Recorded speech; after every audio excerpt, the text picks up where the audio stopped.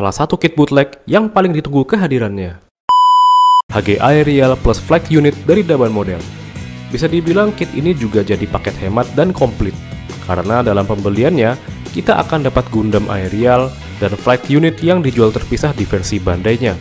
Saya beli kit ini dulu ikut PO di harga 140.000, dan untuk yang ready stok sekarang harganya jauh lebih murah dari harga PO-nya. Teman-teman bisa cek link di deskripsi. Di paket pembeliannya kita dapat 2 buku manual, 2 stiker, stand base, Gundam Aerial lengkap dengan persenjataannya, clear part beam saber dan beam blade, sisa clear part bagian dada, sepasang optional hand, dan terakhir kita dapat flight unitnya. Oke, saatnya kita review apakah kit ini sesuai dengan ekspektasi. Let's go!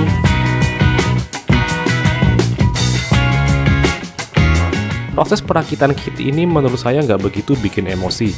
Snap fitnya empuk-empuk keras khas bootleg, dan hampir semua part bisa kita rakit dengan mudah. Beberapa bagian yang perlu teman-teman perhatikan adalah saat merakit kepala.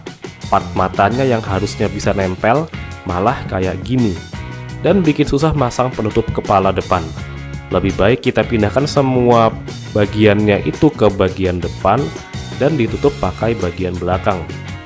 Kedua, clear part yang di dada sebelah kiri itu nggak bisa masuk. Jadi harus kita akalin dengan cara dilebarin lubangnya atau dilem. Dan yang terakhir adalah pas rakit shieldnya.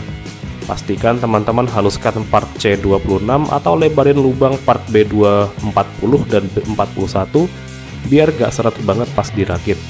Kalau enggak, nanti bakal susah buat dilepas, bahkan sampai patah seperti punya saya. 3 hal itu adalah masalah yang saya alami pas ngerakit kit ini. Selebihnya lancar jaya.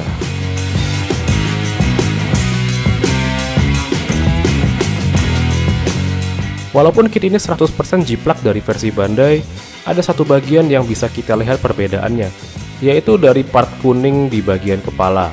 Kalau versi Bandai-nya part kuning itu ada tekstur bergaris seperti X-House, tapi versi bootleg ini rata dan mulus. Bagian Vulcan Gun di kepalanya juga nggak bisa pas dengan lubangnya, jadi ada kesan bolong di bagian yang itu. Beberapa part juga cetakannya sedikit luber, jadi kita harus rapiin sedikit walaupun beberapa bagian itu nggak mengganggu artikulasi. Kualitas stikernya cukup memuaskan dan bisa menempel dengan baik, tapi khusus bagian bahu saya sarankan di repaint atau diwarnain pakai marker aja. Karena untuk bagian bahu ini kurang presisi dengan partnya, jadi gampang lepas.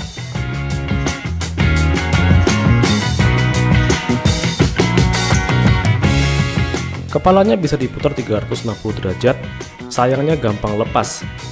Bisa geleng-geleng dan angguk-angguk juga.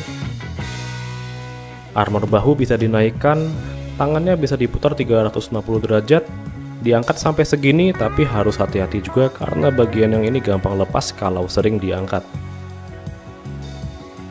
Bahunya bisa sedikit dimajukan, lengan atas juga bisa diputar 360 derajat, dan kalau tangannya dilipat cuma mentok sampai segini.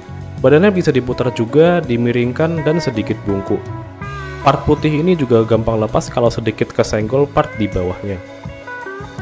Armor pinggang depan dan samping juga bisa digerakkan ke atas dan ke bawah, dan kakinya bisa menendang ke depan belakang sampai segini.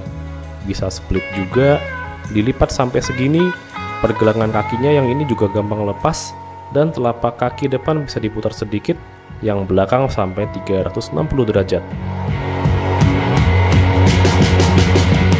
Beam rifle sama beam saber standar, dan shieldnya bisa dipreteli dan dipasang ke Gundamnya. Terakhir, backpacknya ada 2 join di tiap sisinya, dan bisa diputar juga mirip dengan backpack Destiny ya. Di belakang ada holster beam saber yang bisa dilipat juga, dan bagian bulat di sampingnya ini bisa dikeluarkan mirip dengan flare-nya Iron Man.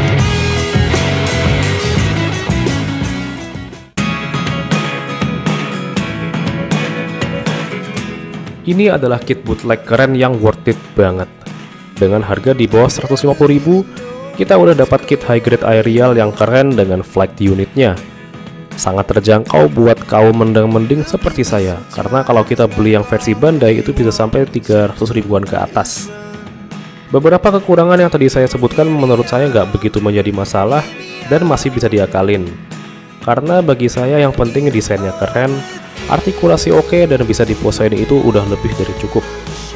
Teman-teman juga bisa ambil flag unitnya aja dan dijual lagi Gundamnya kalau udah punya yang versi Bandai.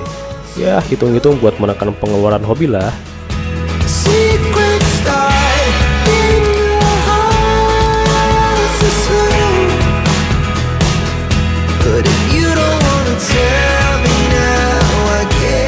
Oke, sekian review singkat dari saya. Jangan lupa untuk like, comment, share, dan subscribe channel ini. Terima kasih sudah menonton.